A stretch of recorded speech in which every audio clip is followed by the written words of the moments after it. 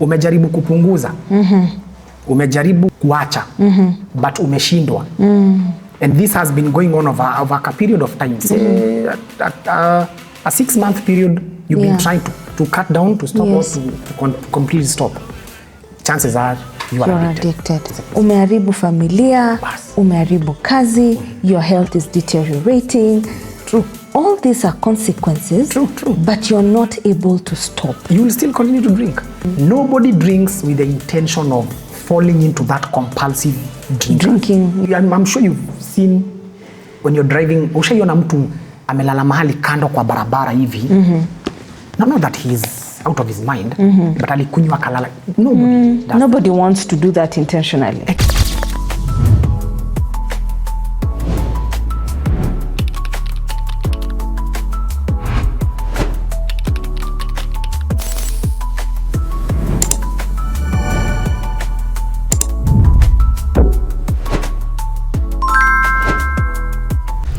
Wow, what a beautiful conversation we are having today, Ed Nyota, and thank you so much for all the wisdom, all the knowledge that you're pouring in the episode today.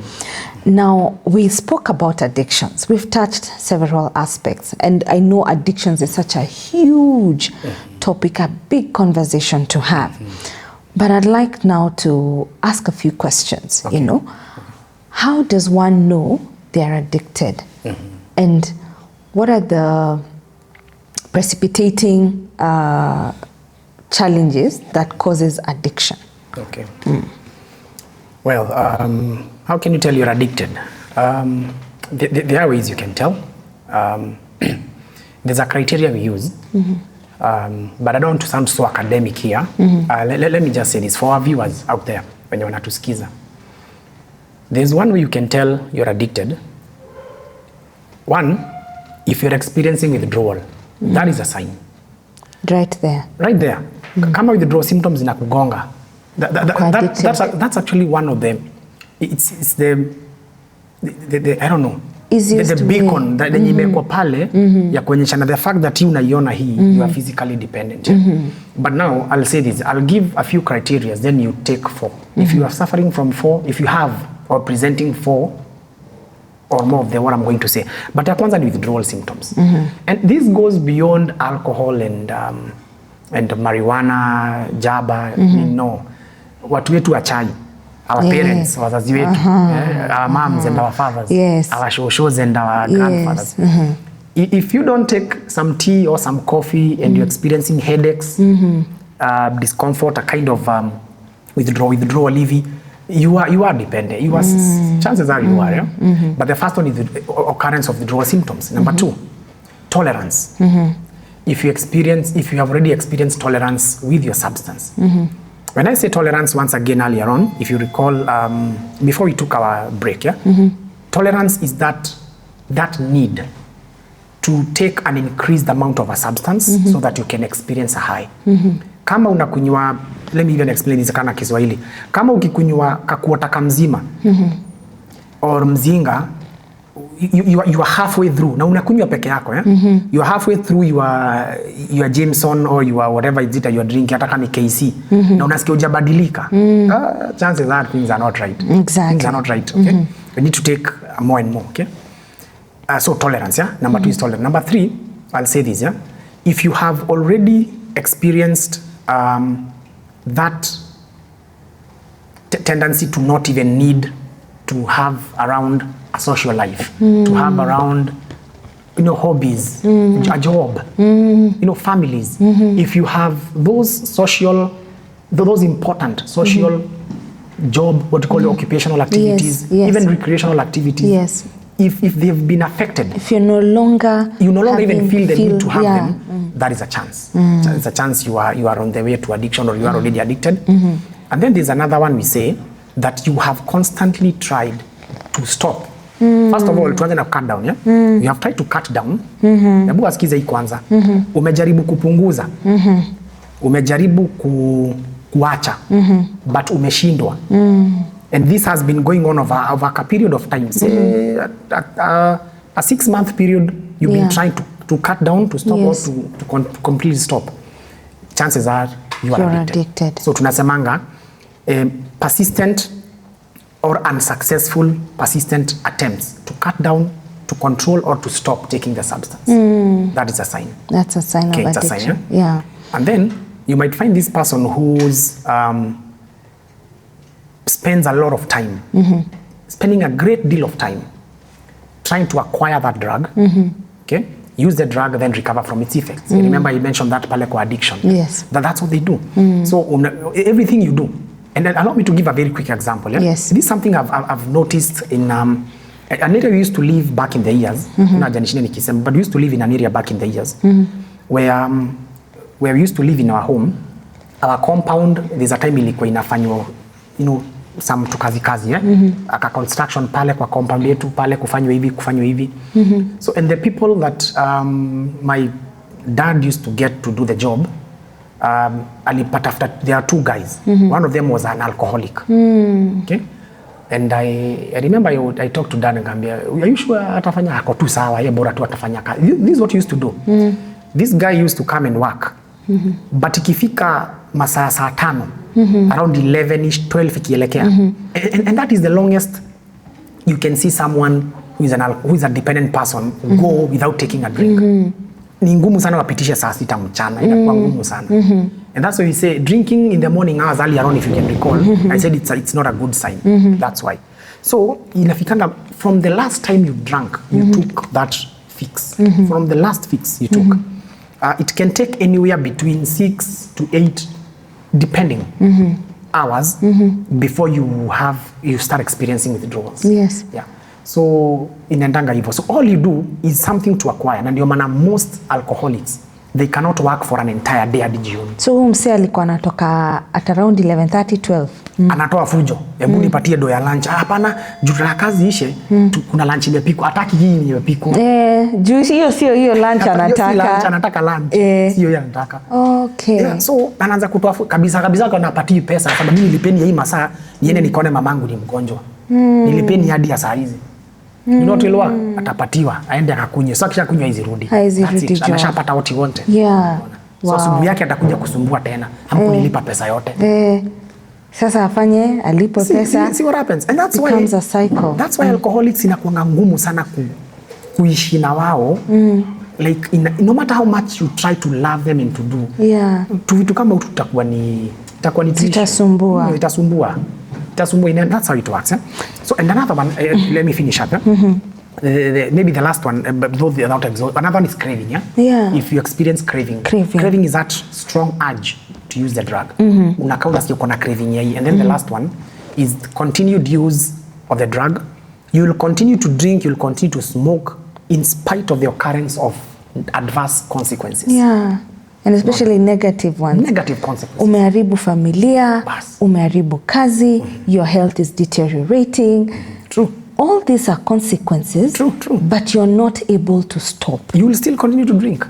How many alcohol users wanaambiangwa, by the way wewe uko na shida hapa. Liver, uko na kidney imefanya, nini imefanya. I'm talking about physical problems. But they still continue to drink. Yeah. Smokers, they have been diagnosed with even more serious cancers of the airways. Yes. But bado anashindwa kuacha sigara.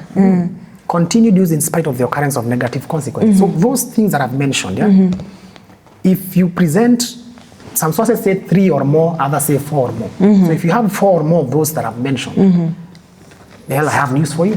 It's time to get it's time to get help. Yeah. Now, there are people who are predisposed to addiction. And I know that's a whole topic on its own. But guzia tu, because kuna ule mtu leo ataenda achape hiyo shot ya weed. 2-3 puffs later, that person is gone. Either they get psychotic, they face full-blown addiction. What makes this one who is able to drink na agage drink yake ako tu sawa, alafu mwingine akunywe tu for a short period of time, they quickly go to addiction?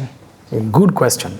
That is a good question, and I like explaining this to even my students. Napenda kuexplain sana. And when I talk to an audience, and especially adolescents, napenda kuambia hivi sana. people have this, unajua uko nje, we call it the layman's language uko nje. The layman's terms uko nje, uko addicted juu unakunywa bila mpango. Okay, that's a misconception. Nikienda kuona game mahali hivi, some guys, unakunywanga bila mpango. You see? No, that's not how it works. Nobody drinks with the intention of falling into that compulsive drinking. Yeah, that person, I'm sure you've seen when you're driving, ushaiona mtu amelala mahali kando kwa barabara hivi. Not that he's out of his mind, but alikunywa kalala. Nobody wants to do that intentionally. Exactly. Yeah. There is something that kind of drives people or it aggravates. It's called genetic predisposition. Okay? Genetic predisposition. Yes. There are people who are genetic. It has been proven. Yeah. Scientific research has been done and it has proven this thing. Yes. Because now let me go back to a point that I mentioned earlier. Metabolism. You see the same way kuna watu hawezi kula kama, I don't know, is there something you don't eat? I'm not sure.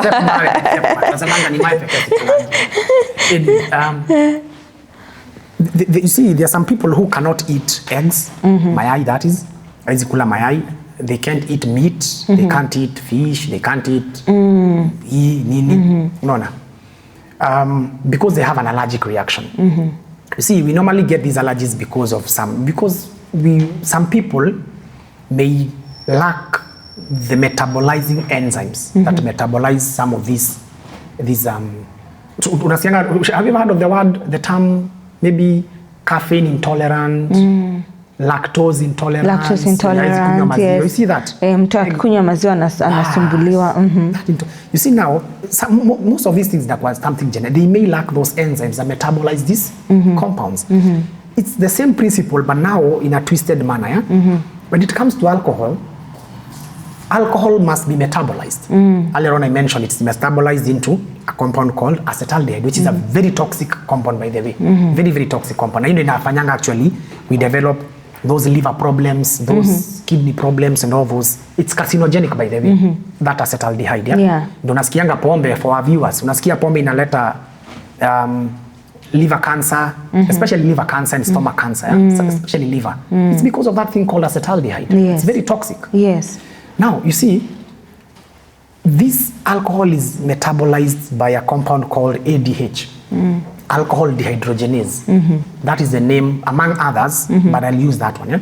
Alcohol dehydrogenase is the one that metabolizes alcohol. So, you see, there are some people out there who may lack these acetaldehyde, this alcohol dehydrogenase, ADH, or they have it but in small quantities. Women, for example, you see, women tend to have it in low amounts, others hata hawana hata kidogo. There are men also who may not have that. Yeah? The way that we metabolize alcohol and other drugs is what makes the difference. Yes. And this is why, again, you'll see some people take alcohol, they might suffer some discomfort, others will vomit, by the way.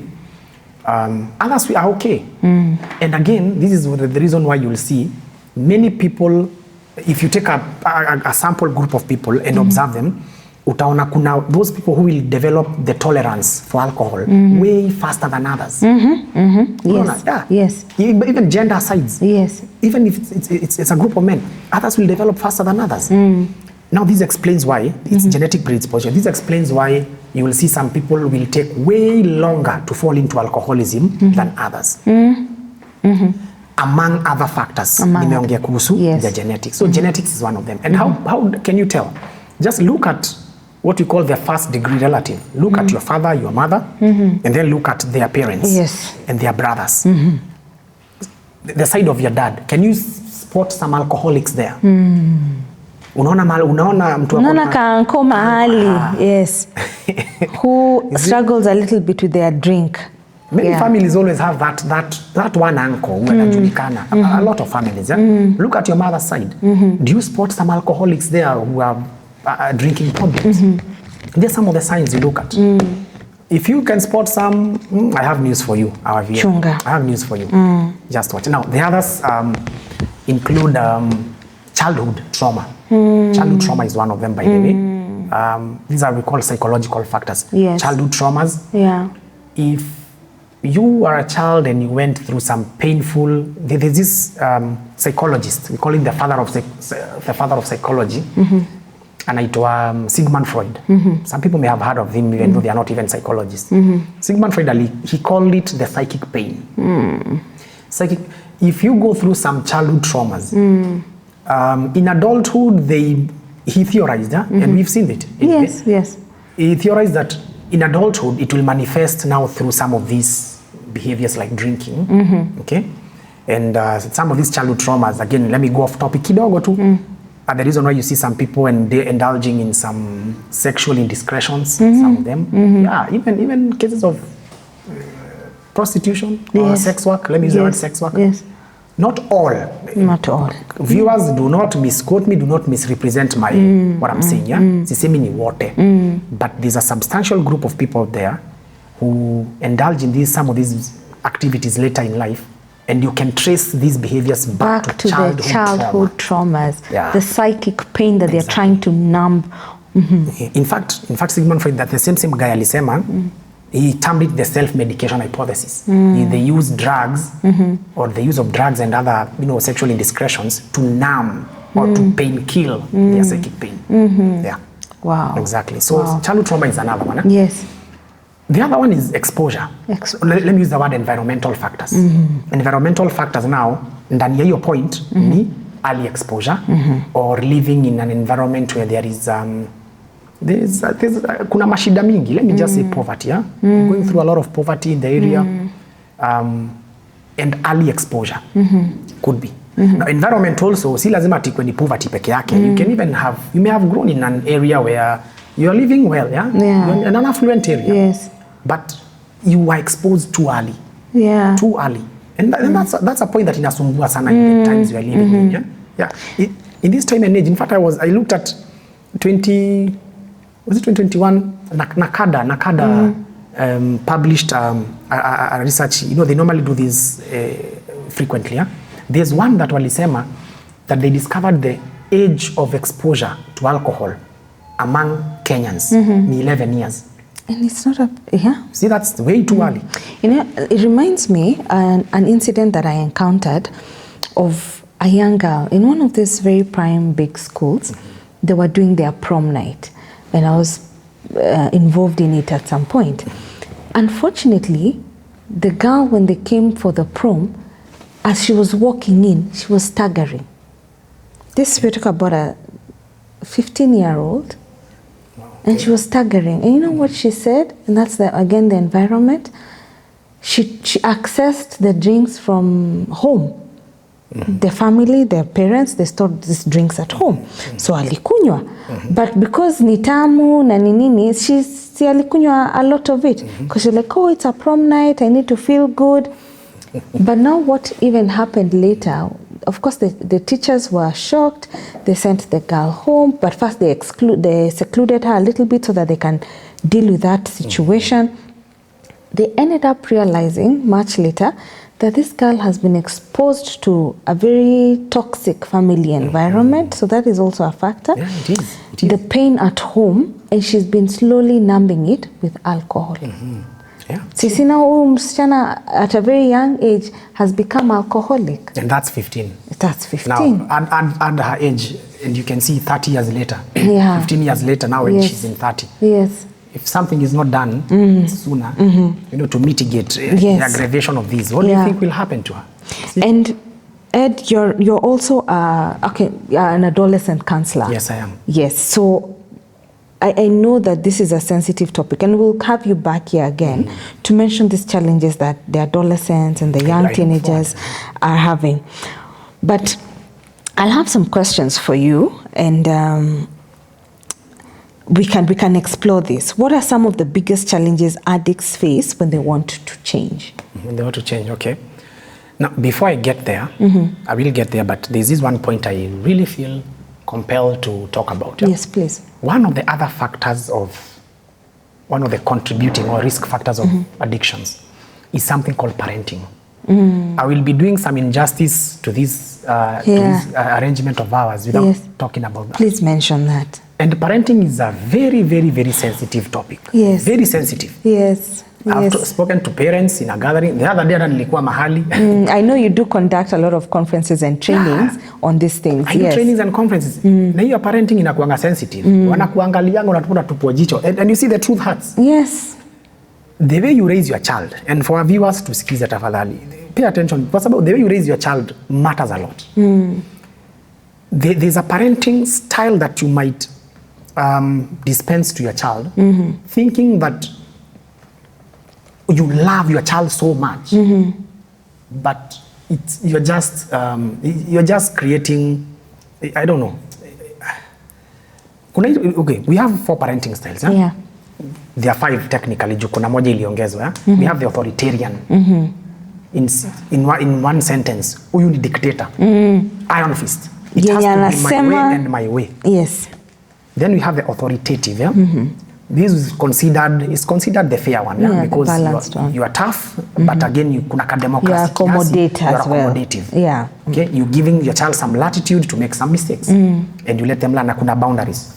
Then kuna the neglectful parent. The neglectful parent also, and I always tell my students that neglect is actually a form of abuse. It is. It is a form of abuse. Because this is a child. Yeah, mtoto anafaa, don't be too distant. Na naambianga wazazi, providing peke yake is not parenting. It's part of your responsibility. Parenting, be there for your child. Ndio mtu anauliza ni nini wamekosa? Unaona? Wamekosa parenting.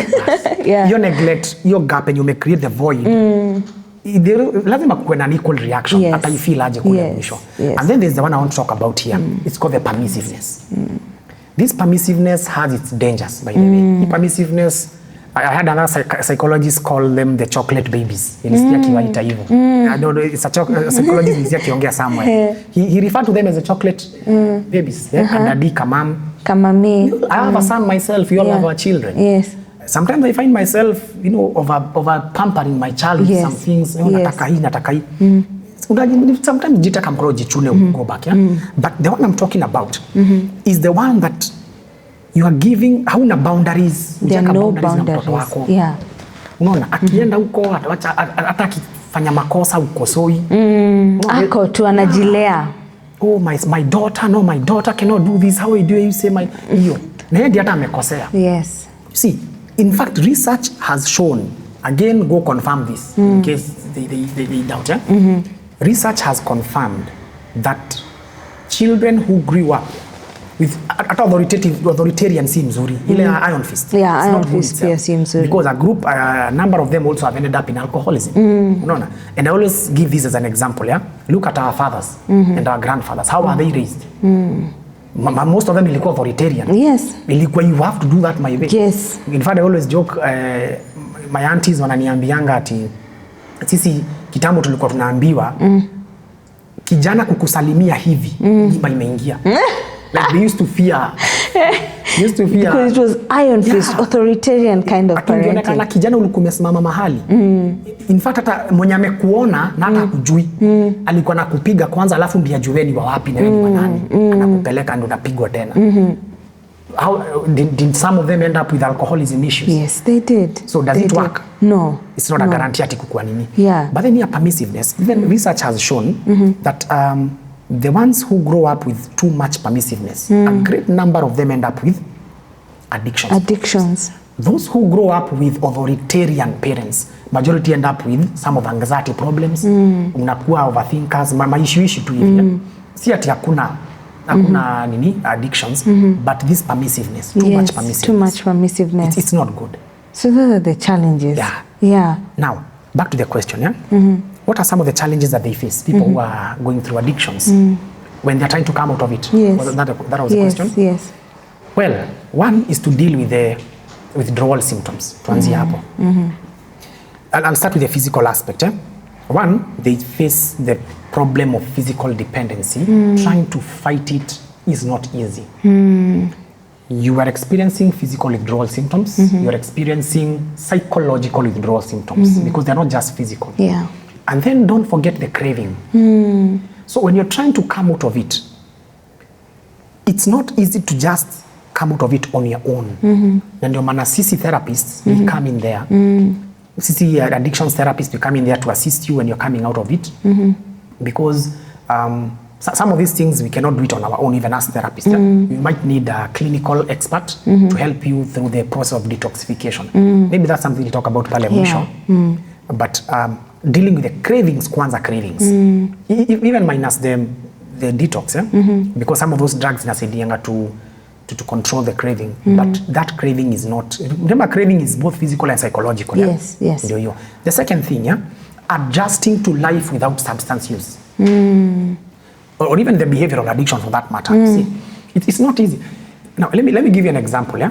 Imagine this is a man who have been in active addiction. Active addiction referring to the period that you have been in the addiction itself, not using.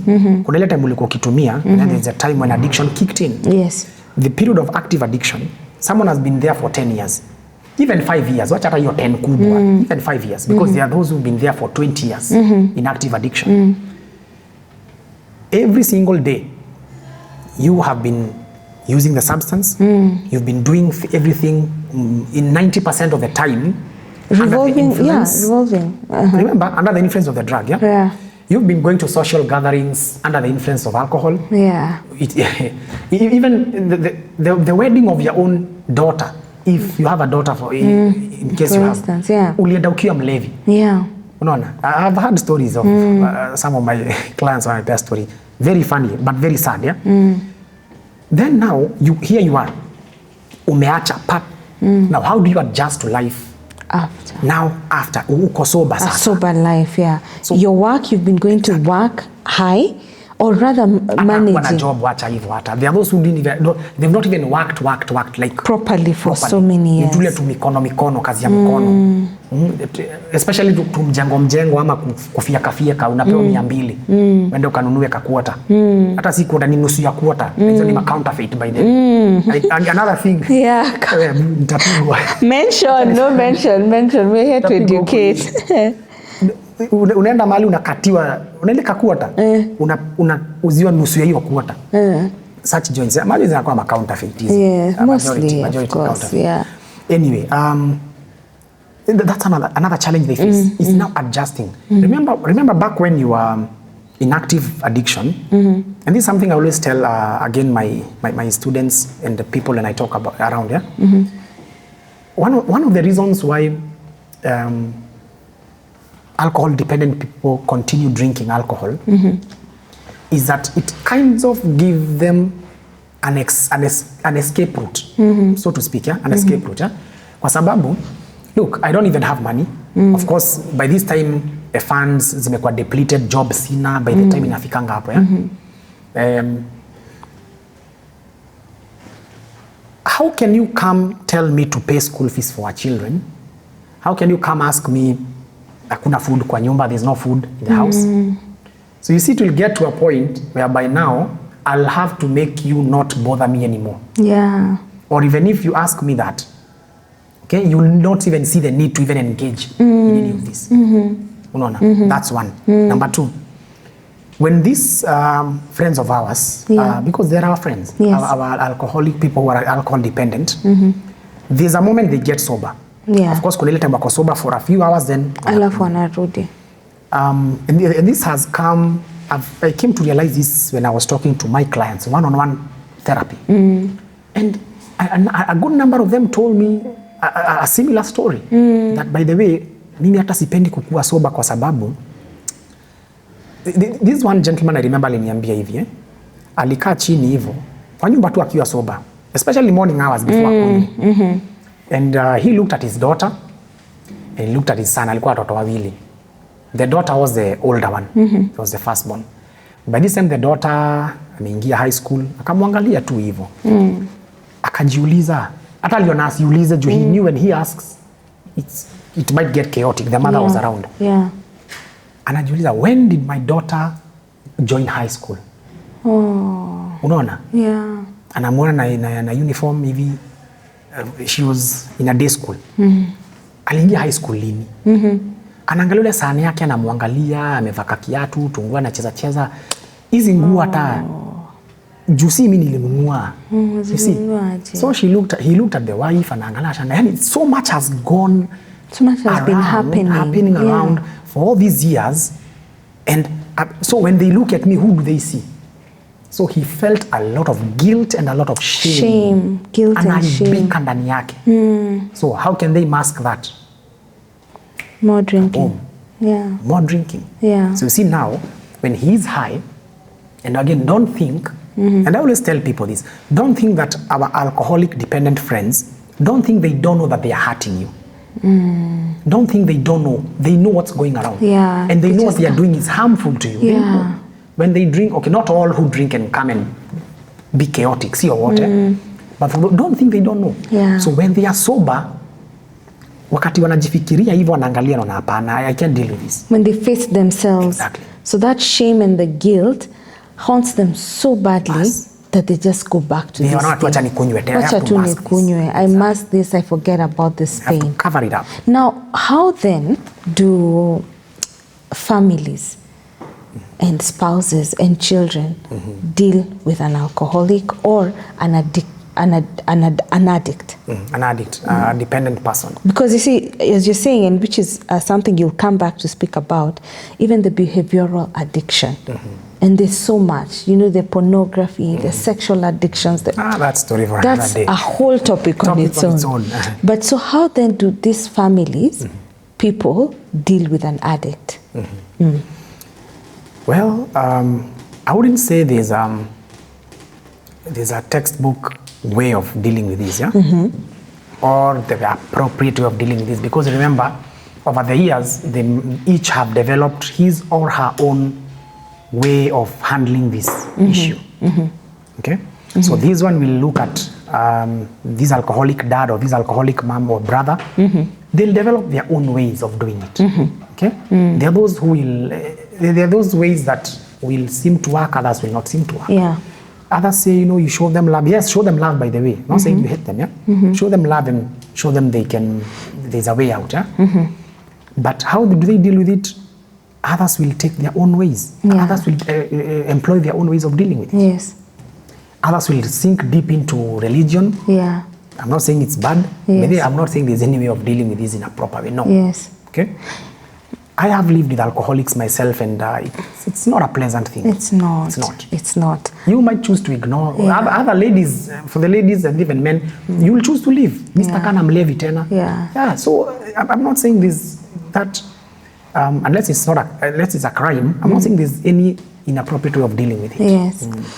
Now, you know, you've said that, and it's also come to my memory that I've had an experience with an alcoholic and a painful past a little bit, and it's sometimes probably what now that my mind has been triggered, what I'd like for you to just briefly speak on is I feel like the people exposed to this person, and this is where now counseling and psychology and us as therapists, we are called to, you know, be helpful at this point.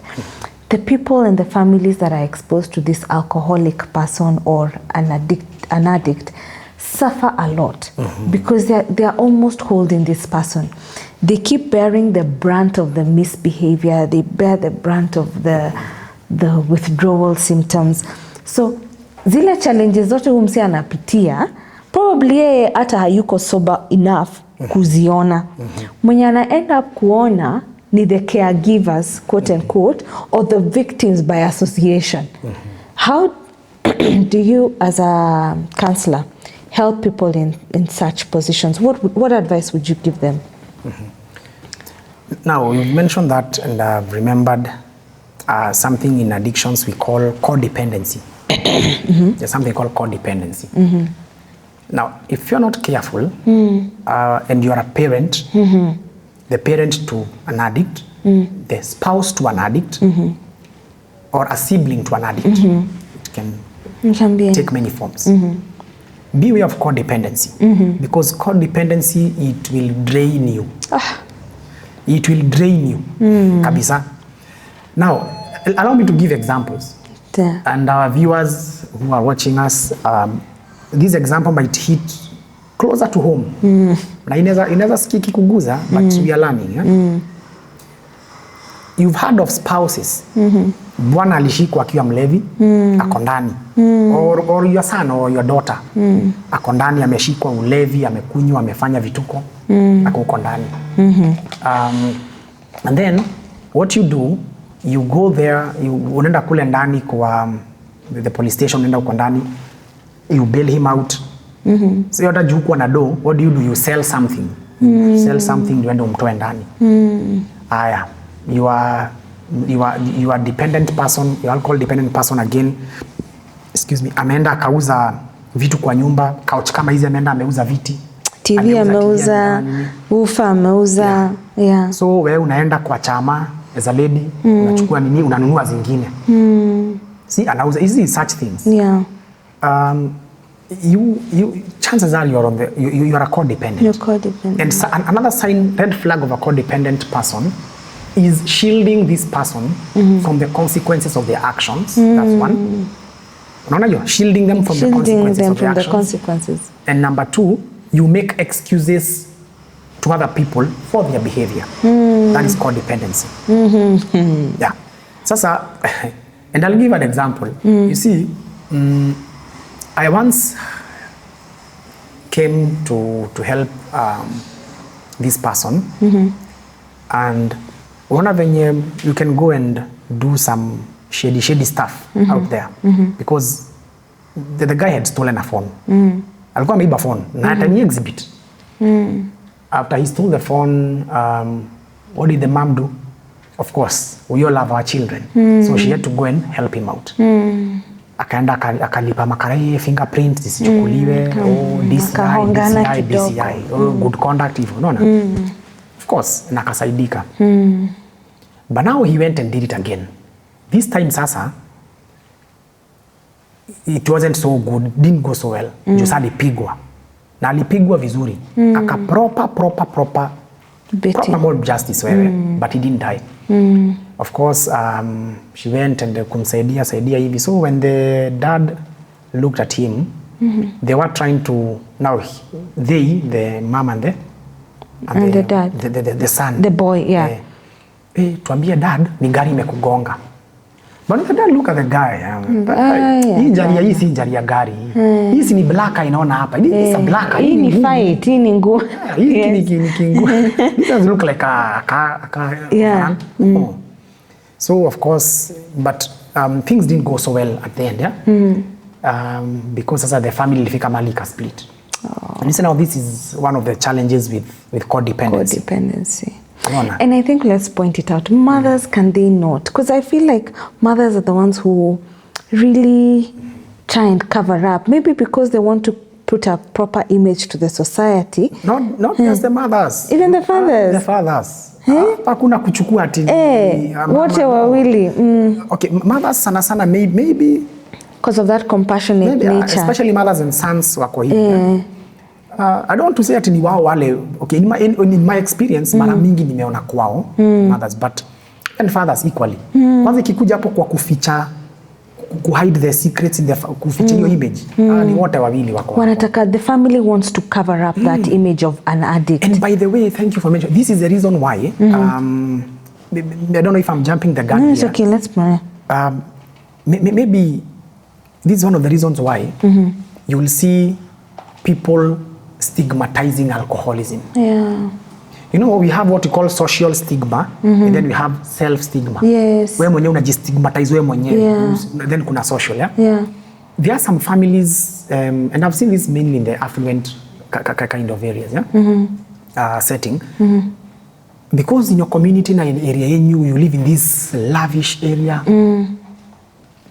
But then now, because you have an alcoholic son, or a drug addict for a daughter, and a daughter is an addict, unataka kuificha, so you don't even seek for help. Yeah. Unaona? Ndio msijulikane. Yeah, msiaibike, no, seek help. Seek help. Seek help. Yes. Unaona? Seek help. Addiction, we said it's a disease, meaning it can be treated. It's a process, it can be treated. It can be treated. Yes. Now, for the families that have found themselves there and they are now seeking our services and they're coming to you, Ed Nyota, as an addictions counselor, what are the immediate interventions that you do? What do you first do with an addict? So first is to help them identify they're an addict, or what do you, because by the time someone is coming, kuna ka process amepitia. Yeah, true. But one of the challenges we deal with when with people who are coming out, even anyone, even for our viewers out there. Yeah. If you're a viewer out there and you've been trying to come out of something that you are using or doing, it's not. First of all, it's not that easy to come out of something that umezoea kufanya. The same way, in fact, napenda kupa an example ya living a toxic ex. Ikwangi rahisi. Haiko rahisi. Yeah, actually think of alcoholism. Alcohol being that toxic ex of yours. You know it's not good. But utaiacha. Yeah. In fact ukiacha unaimiss. The more unajaribu kuiacha the more inakuhook zaidi. Yeah. Imekuharibia do, pesa, hata job imekupotezea. Yeah. Ilifanya hata ukaachwa na even your na utaiacha. Yeah. You won't leave. It's that toxic ex, yeah? Yes. Because it's serving a purpose in your life. It's serving a purpose. So one of the things we deal with is to deal with ambivalence. But hata kabla tufike huko hivyo, because hiyo ambivalence inafanyanga mtu anakaa sana before aache, before they come out of the problem. Yeah. One of the things we have to deal with now that we are talking about dealing with now, how do we help these people, people who are suffering from this? We must start from the beginning. And earlier I mentioned something called detoxification. We have to take this person through detoxification. Na hii detox ile ya kukunywa sijui tumaji tu ndimu, ile ya wheat loss ama sijui kutoa matoxin. Apple cider. Apple cider vinegar. Chia seeds. No. Detox, we take someone to a clinical setup. Okay? Yeah. An actual doctor, by the way, in a clinical setup or hospital. You go and you're given some drugs. Okay? Some drugs that unaweza patiwa drip pale, ufanywe detox. Now this detox is to prevent the occurrence of withdrawal symptoms. Now for our viewers who have been following this discussion, I mentioned about how these withdrawal symptoms, they can be a bit, they severe. cannot be a bit, they are severe, they can be bad. Yeah? In fact, some people have been reported to have died from this. They can be life-threatening. Withdrawal. Especially for those long term. Those who've been long-term active addiction. Especially for alcohol, particularly alcohol. Yeah, they can. And in fact, napenda kupea an example ya 2014.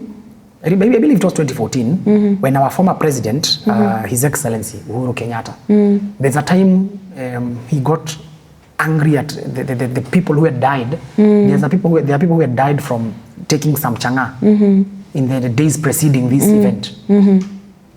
What did he say? Tuende tukamwage hizi mapombe hizi. I don't know if you recall, in a period back 2014, pombe zikamwagwa. Zilikuwa mingi zikamwagwa sana. Did you see the aftermath of what happened? Oh, yeah. Look at the number of people who are being rushed to Bagathi. Yes. To local clinics, to Kenyatta. Because the withdrawal is what was actually affecting them more. Hata Mountain Speed kwanza zikatakiwa pia. Zingine zikafungwa. So shortage ilienda kwa mamita. Look what happened. People are being rushed. People died actually. Kenyatta huko wamekauka hivi, others wameconvulse. You see these convulsions actually, first of all, convulsions they damage the brain cells. The severe dehydration can actually cause complications. There are those who can withdraw, and by the way, I forgot to mention, hallucinations are part of the withdrawal symptoms in alcohol. Auditory. Unaona, wanasikianga vituko. I've seen them. Look at heroin. So you might hurt yourself. You can die. Unaweza hallucinate, ukimbie huko, you can easily die by the way. Even that convulsion, it can dehydrate. Some of them can be life-threatening. So we have to stabilize that. We stabilize that through detoxification.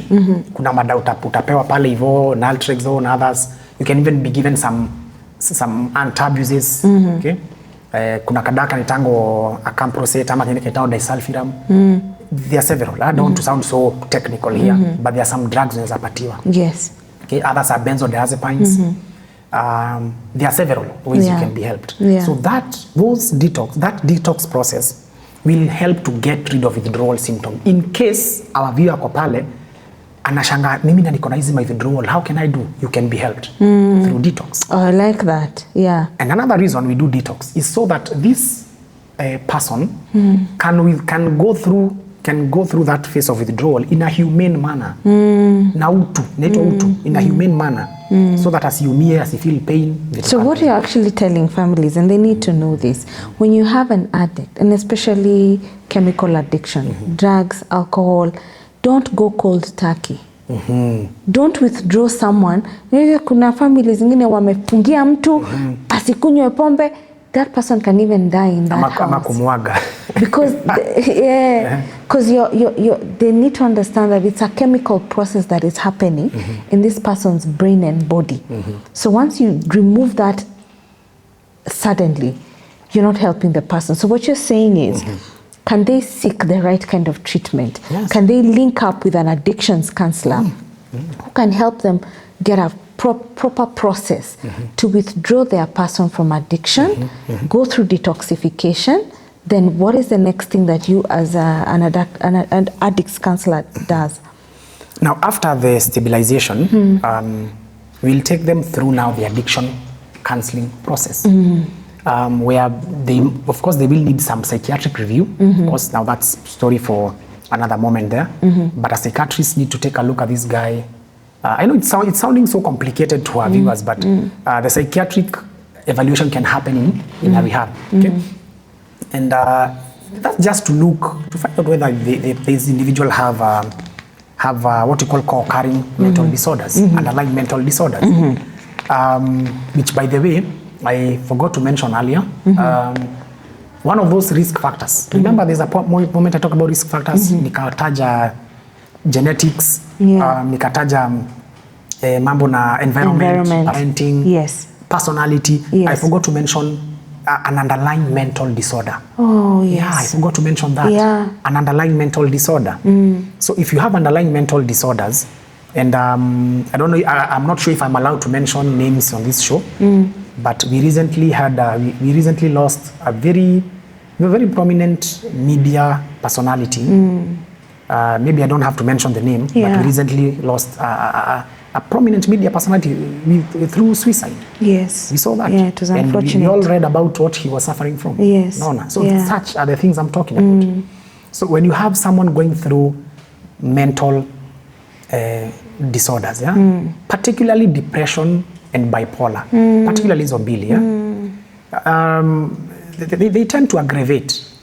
Substance use. Substance use. And also the problem is, the substance use itself now makes it even difficult to recover from this mental illness. Issues. Madawa ya kulevya na mental illness hazipelekani. If you have anxiety problems na unatumia drugs, it will just worsen. So this thing of someone feeling, hey, I'm feeling anxious, wacha nichapeka drink. Stop. It worsens. Just stop. Don't even try. Ume lose job. I know it can be a bit tough to deal with some of these challenges. But drugs just worsen it. They worsen it. Oh, Ed, I can have you here for the whole day. But we need to wrap up. Okay. I need to finally maliza with, do you think there is hope for an addict? Yes, there is. Yes, there is. Hope iko. Of course, there is hope. You will recover. Many people have recovered. I like that. Yes. But we don't use the word recovered. Okay? All the addiction experts out there, they know. We don't use the word. We say recovering. Recovering. We use the gerund ing. Recovering. Okay? Because remember these. Earlier on we mentioned addiction being a chronic illness. A chronic illness that affects the brain, meaning you have to keep. Na ndio maana, actually, if you look at, now let me give you the full, the disease model says it's a chronic relapsing. So it has a tendency of relapsing. So, but once you manage to deal with the craving and all that, we connect you to we link you up with a support group. Pale kwa treatment, remember we said tutampeleka, we'll take them to an addiction treatment. And addiction treatment, by the way, it happens in a rehab center, which is a treatment facility. And for our viewers, rehab si kwa wenda wazimu. Please do not stigmatize rehab. There's a misconception about rehab. Yeah. Rehab si kwa wenda wazimu. Yes. Rehabilitation center is a treatment facility that treats all forms of addictions. Yes. All of them, even behavior. Even though if some people have co-occurring problems or a co-occurring disorder, meaning that you have an addiction plus one or more mental disorders. Yeah, utasaidika. Yes. Okay? Yes. So rehab si kwenda azimu. So we'll take them through that. And then there's something I have to mention. Yeah? Two things as we wind up. Yeah? No problem. One is that addiction recovery may also be paired. It's important to be paired with a support group. We have these support groups called the Alcoholics Anonymous, the AA group. And our viewers can take time, because I can see time imeenda. We don't have to talk about the whole AA. Maybe in another time. Yeah, we will have you back the here. 12 steps of Alcoholics Anonymous. Yes. Okay, that AA is a support group, and millions of people all over the world have benefited from it. Okay, it's a universal support group. Go. You can join the nearest support group near you. Now you'll get help. You'll get all the help you need. Yes. Okay? Because if you recover alone, it can be tough. But if you have people who have the same goal as you to come out of these addictions, chemical addictions, na ziko zote, kuna AA Alcoholics Anonymous, MA Marijuana's Anonymous, kuka NA Narcotics Anonymous, ziko mingi sana. Yes. Yeah. So they are all anonymous for all addictions, even for behavioral. Yeah. Sexaholics Anonymous ziko. Yes. Madikto mangono wako huko wanapatananga. So we have all. And the last part I'll mention is the effects, the addiction and the family. It's important to indulge or to involve the family members when we are helping people with addictions. It would be, actually mean nasemanga, it's practically, you've just done nothing. Yeah, it's pointless. To help an addict akiwa peke yake alone without involving the family. Yes. When I say family, I'm talking about if the guy is, or the person has a spouse, involve the spouse in the treatment process. The kids, involve them if they are a bit grown up. The mother, the parents, involve them. Okay? Because we have another model, we talk about alcoholism being a family disease, addiction being a family disease. Okay? And the way addiction affects a family, because imagine an addict going through, someone in recovery going through all this treatment, all this training about, because we do a lot of psychoeducation in the rehab centers, a lot of psychoeducation, lots of group therapy, lots of AA training, by the way, we take them through all that. And they come to understand what addiction is, how it's caused, how it's a brain disease. So you cannot do that in isolation and not do with the families. Then there's a part we talk about relapse prevention. And that's another topic again on its own. Mambo na relapse. Mbona watu wana relapse? That's something we need to talk about. Lakini, the family is one of the causes of relapse. True. Family resentments.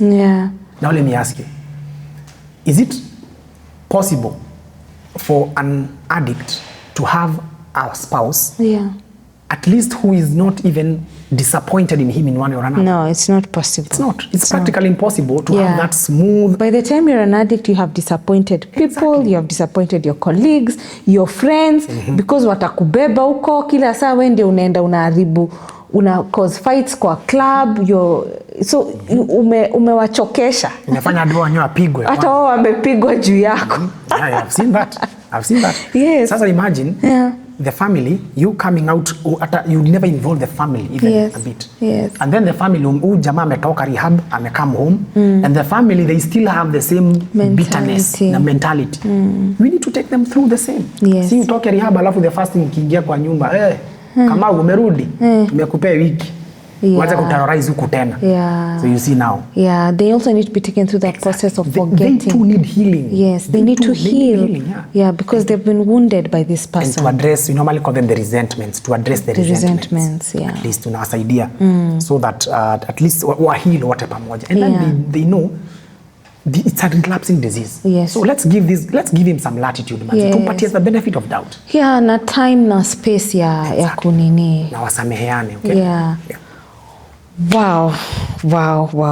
Anajua producer pia yeye anashindwa atakat wapi ataingia wapi. But thank you so much, Ed, for finding time and coming here to give us this knowledge.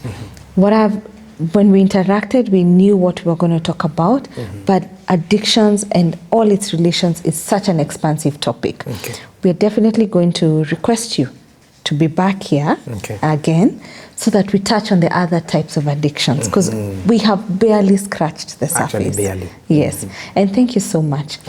For the viewers, please tulisema kama kawaida, if this information has been impactful to you, weka like, weka comment. As my producer says, if kama una kitu ingine ya kusema, weka moto.